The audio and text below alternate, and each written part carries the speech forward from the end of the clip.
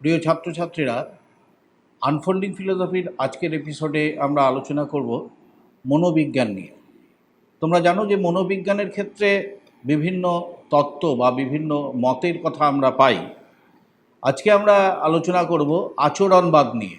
মনোবিজ্ঞানে আচরণবাদ অর্থাৎ বিহেভিয়ারিজম যাকে বলা হয়, বিহেভিয়ারিজম ইন সাইকোলজি। বস্তুত আচরণবাদ হলো মনোবিজ্ঞানের একটি শাখা যা মানুষের আচরণকে প্রধানত পরিবেশের সাথে ক্রিয়া প্রতিক্রিয়ার মাধ্যমে অর্জিত এবং প্রভাবিত বলে মনে করে থাকে, যেখানে মানসিক প্রক্রিয়াগুলি গৌণ বা অবহেলিত হয়।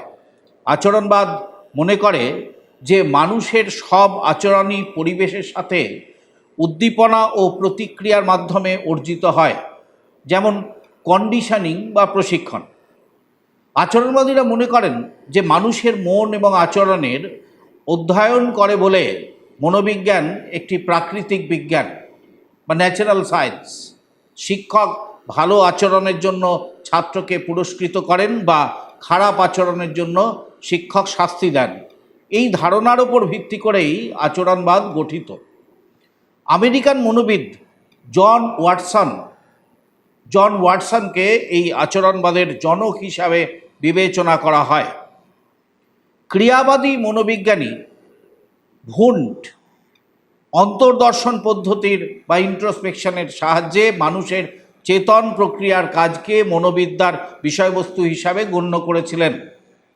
তিনি চেতনার বিশ্লেষণের মাধ্যমে চেতনার বিভিন্ন স্তর বা বৈশিষ্ট্য আবিষ্কারের চেষ্টা করেছিলেন। মনোবিদ ওয়াটসন তার আচরণবাদী বক্তব্যে চেতনার কাজকে মনোবিদ্যার অন্যতম বিষয়বস্তু হিসাবে মেনে নিলেও মনোবিদ্যার পদ্ধতি হিসাবে অন্তর্দর্শনকে কিন্তু সম্পূর্ণ অস্বীকার করেছেন।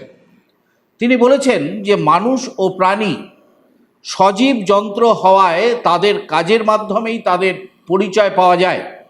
এই কাজ হলো জীবের আচরণ, যা বাহ্যিকভাবে পর্যবেক্ষণ করা যায়, পরিমাপ করা যায় এবং বিশ্লেষণ করা যায়। পরিবেশের সাথে সঙ্গতি বিধানের জন্য প্রাণী যে ক্রিয়া বা প্রতিক্রিয়া করে তাই হলো আচরণ। এজন্য তিনি চেতন প্রক্রিয়ার কাজের পরিবর্তে আচরণকে মনোবিদ্যার একমাত্র বিষয় হিসাবে নির্বাচন করেন। আচরণ হলো শিক্ষালব্ধ ও পর্যবেক্ষণযোগ্য। আচরণকে বিশ্লেষণ করতে গেলে একমাত্র পরীক্ষণ পদ্ধতি অনুসরণ করতে হবে।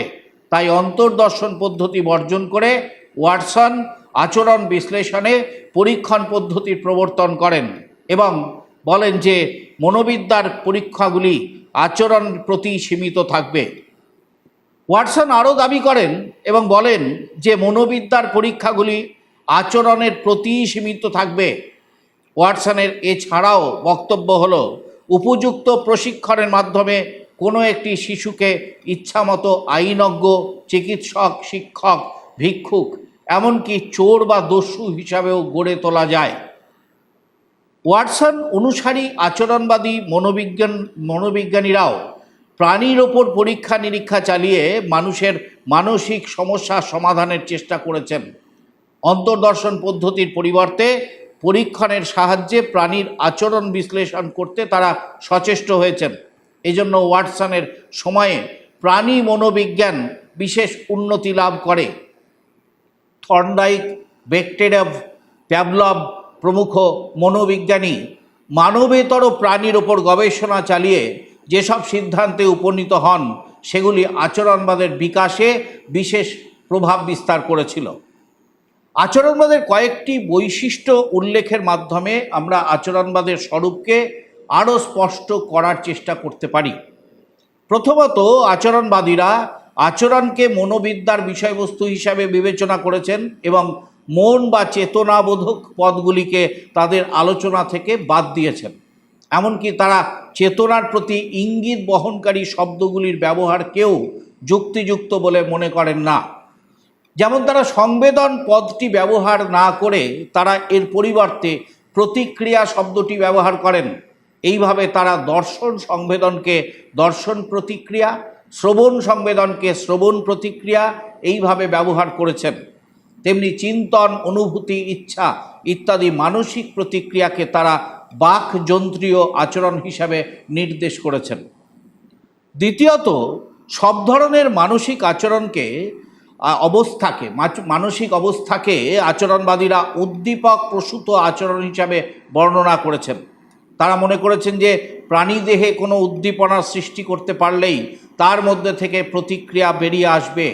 সুতরাং যে কোনো ধরনের আচরণের ব্যাখ্যায় SR অর্থাৎ স্টিমুলাস রেসপন্স সূত্র প্রয়োগ করতে হবে। আচরণ শিক্ষালব্ধ তথা উদ্দীপকের দ্বারা সৃষ্ট হয়।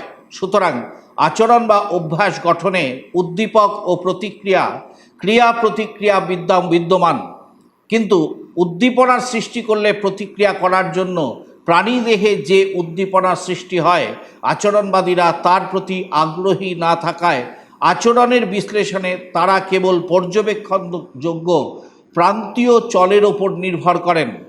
কিন্তু পরবর্তীকালে আধুনিক তথা নব্য আচরণবাদীরা আচরণবাদের ব্যাখ্যায় প্রাণীকে উপেক্ষা করতে পারেননি।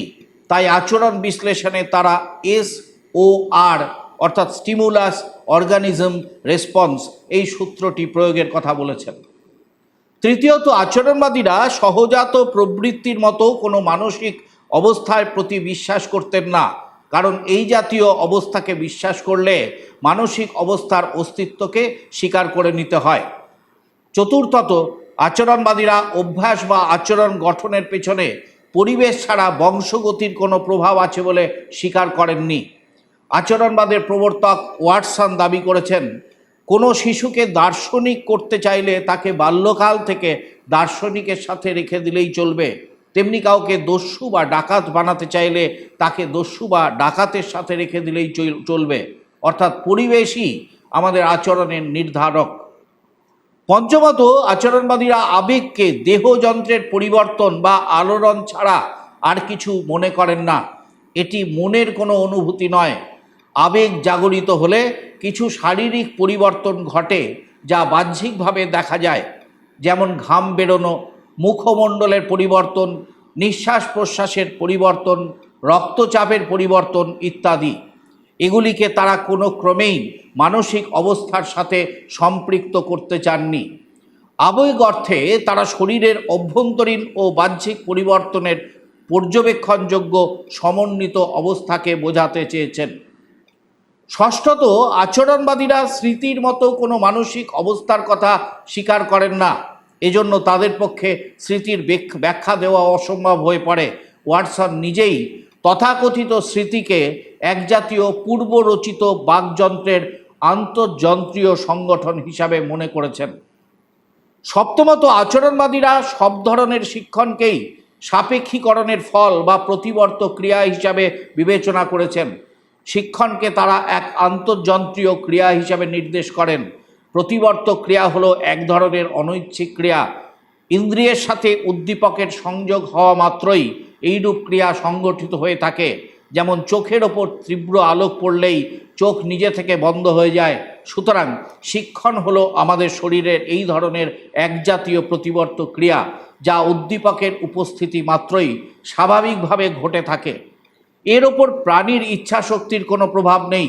আমাদের শরীরের গঠন এমনভাবেই তৈরি যে ইন্দ্রিয় ও উদ্দীপকের সংযোগ ঘটলেই আমরা উপযুক্ত প্রতিক্রিয়া করতে সমর্থ হই।